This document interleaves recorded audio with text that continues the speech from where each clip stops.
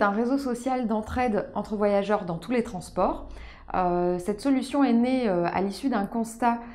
qui était que les personnes fragiles à mobilité réduite au sens large, que ce soit des seniors, des personnes en situation de handicap, des femmes enceintes, des enfants ou encore des personnes qui rencontrent des freins ponctuels dans leur mobilité, dépendaient 9 fois sur 10 de leur famille et leurs proches pour se déplacer ou voyager.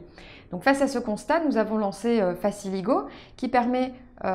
d'identifier une personne qui effectue le même trajet et avec laquelle on va pouvoir voyager à la fois pour multiplier ses opportunités de déplacement, mais aussi pour voyager moins cher par rapport à l'accompagnement d'un proche qui parfois, par exemple pour le train, va nécessiter l'achat d'un deuxième billet. Donc c'est une solution qui favorise la mobilité inclusive, les économies, mais aussi l'écologie à travers les transports en commun plus respectueux de l'environnement.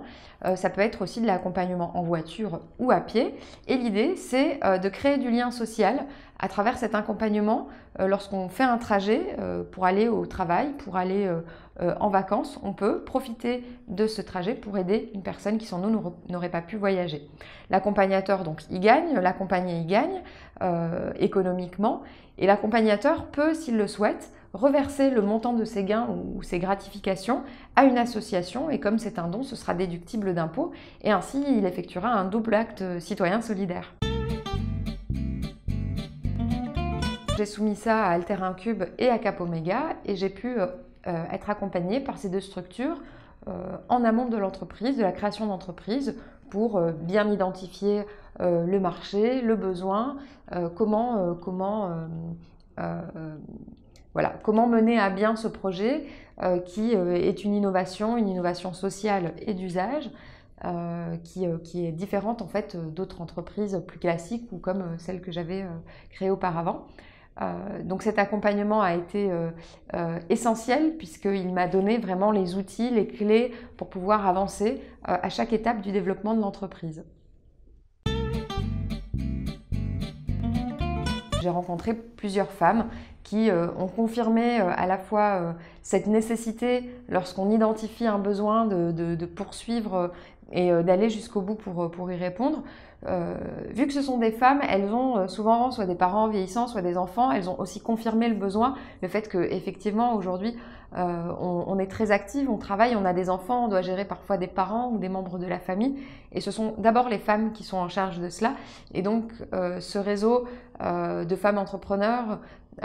ou de femmes chefs d'entreprise a confirmé à la fois cette volonté de vouloir aider et de me dire je peux m'appuyer sur elles. Elles sont inspirantes, elles sont des exemples pour pouvoir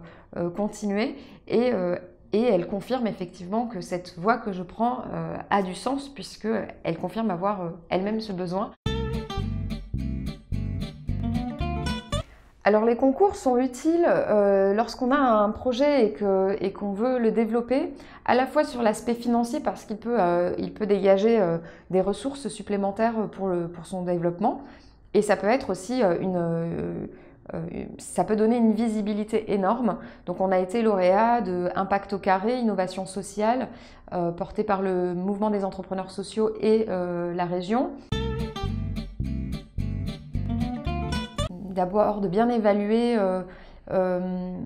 sa capacité à être, parce que c'est une course de fond en fait, hein, quand on entreprend, c'est davantage un travail de longue haleine, donc il faut tenir la distance, donc vraiment savoir si on veut